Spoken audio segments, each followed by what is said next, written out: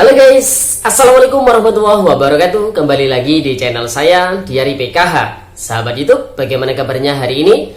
Semoga sahabat YouTube semua dalam keadaan sehat, tambah rizkinya, dan tentunya semakin sukses. Pada kesempatan kali ini saya akan menginformasikan kepada sahabat YouTube semua tentang ada dua surat yang turun. Kira-kira terkait dengan apa ya? Apakah terkait dengan pencairan atau tentang yang lainnya? Besok agenda untuk bantuan BPNT tanggal 27 Januari tahun 2022.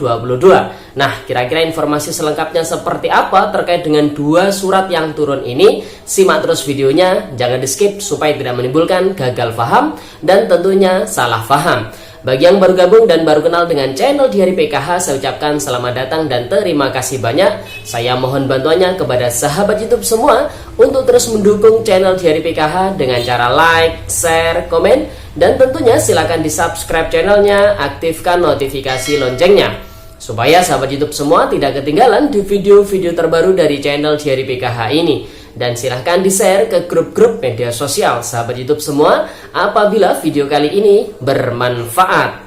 Oke sahabat YouTube, langsung saja saya akan melanjutkan informasinya terkait dengan dua surat yang turun ya sahabat YouTube. Terkait tentang apa? Apakah tentang pencairan atau tentang yang lainnya? Besok agenda untuk bantuan BPNT tanggal 27 Januari tahun 2022. Nah, kira-kira informasi selengkapnya seperti apa? Simak videonya ya, sahabat itu. Oke, sahabat itu, langsung saja kita akan membahas tentang surat yang pertama. Ini turun dari Kementerian Sosial Republik Indonesia, Direktorat Jenderal Perlindungan dan Jaminan Sosial, Direktorat Jaminan Sosial Keluarga, sahabat itu ya. Nomornya adalah 63-3.4-PS.04.02-1-2022 tertanggal 25 Januari tahun 2022 kemarin, sahabat itu. Ini halnya terkait dengan tindak lanjut temuan atas pengawasan BPKP tahun 2020. Nah, ini temuannya di tahun 2020 ditindaklanjuti secara rutin dan kali ini pada tahun 2022 ya sahabat itu. Yang terhormat pendamping PKH seluruh Indonesia di tempat menindaklanjuti surat Kepala Badan Pengawasan Keuangan dan Pembangunan atau BPKP nomor S/638-D2-03-2021 tanggal 26 Agustus 2021 perihal update tindak lanjut atas hasil pengawasan tahun 2020. Dengan ini diinstruksikan sebagai berikut. Yang pertama, mengoptimalkan kinerja dalam rangka pendampingan dan menyediakan fasilitas yang dilakukan untuk mengatasi permasalahan yang dialami oleh KPM PKH. Nah, ini para pendamping harus memfasilitasi ya sahabat itu terkait dengan masalah-masalah yang dialami oleh para keluarga penerima manfaat bantuan PKH. Kemudian yang kedua, melakukan pemutakhiran data, komponen dan status kependudukan yang dimiliki oleh setiap KPM PKH agar dilaksanakan secara rutin dan mengkoordinasikan dengan Dinas Sosial Kabupaten atau Kota untuk dapat diinput ke aplikasi 6NG. Nah, untuk yang poin kedua ini terkait dengan proses pemutakhiran data, ini para pendamping PKH harus terus mengawal ya sahabat itu agar data keluarga penerima manfaat ini baik itu data di DTKS ataupun di Dukcapil ini bisa padan dan valid sahabat itu. Kemudian poin yang ketiga adalah kepada seluruh Korkap atau Korkot dan Korwil PKH se-Indonesia agar meningkatkan pengawasan dan pengendalian atas kinerja pendamping PKH. Jadi di atasnya pendamping PKH itu ada Korkap atau Korkot, di atasnya lagi ada Korwil ya sahabat itu. Demikian instruksi ini disampaikan untuk dilaksanakan dengan sebaik-baiknya dan penuh dengan rasa tanggung jawab. Direktur Jaminan Sosial Keluarga Heri Kris Sri Tanto. Nah, ini surat yang pertama intinya terkait dengan tindak lanjut hasil pengawasan BPKP pada tahun 2020 hingga 2021 ya sahabat itu. Artinya pendamping PKH ini harus terus memfasilitasi dan juga mengawal terkait dengan kebutuhan keluarga penerima manfaat. Namun Jangan sampai keluarga penerima manfaat ini dengan adanya surat ini menggantungkan ya sahabat YouTube dengan pendamping PKH. Apabila bisa diurusi sendiri, maka urusi sendiri ya sahabat YouTube. Kemudian surat yang kedua ini turun pada tanggal 25 Januari tahun 2022 juga ya sahabat YouTube. Ini surat ini teruntuk saudara camat se-Kabupaten Banyuwangi. Jadi surat ini berasal dari Sekda Kabupaten Banyuwangi wilayah kita ya. Dan saya yakin di kabupaten-kabupaten yang lain pun ini juga surat seperti ini akan turun ya sahabat YouTube. Ini nomornya adalah 460-429.109-2022. Sifatnya penting.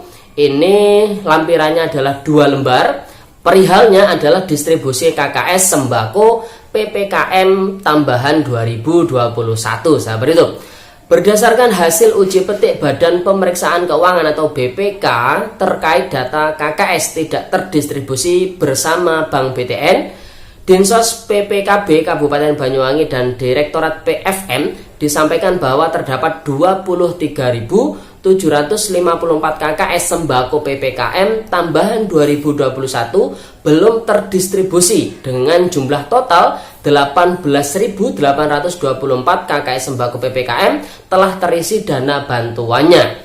Sehubungan dengan hal tersebut melalui kewenangan saudara agar menginformasikan dan memerintahkan desa atau kelurahan untuk melaksanakan hal sebagai berikut. Yang pertama adalah memverifikasi calon penerima KKS ini apakah mampu atau pindah atau meninggal atau menjadi TKI atau menjadi penerima ganda atau tidak ditemukan atau keluar kota kemudian atau layak mendapatkan bantuan BPNT PPKM ini sebagaimana data pada link terlampir sampai dengan tanggal 26 Januari 2022 pukul 12.